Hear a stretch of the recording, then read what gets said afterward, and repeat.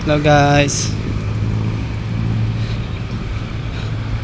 pagbabalik ko po rito sa lugar na pinanggalikan ko way back 2004. Sa mga nakakalangsang lugar to, wala na nila to kung saan. Yan ang palatandaan, yung batong malaki na yan. Ayan, ayan may nakalagay na.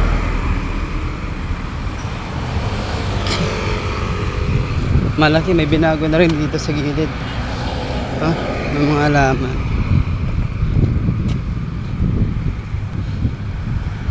Yan ang view dito kasi maraming puno.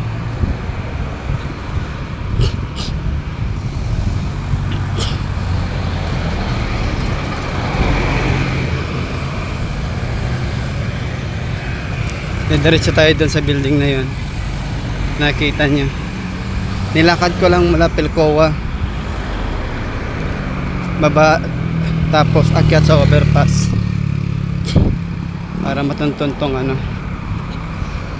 school. Purpose natin dito para maayusin lang.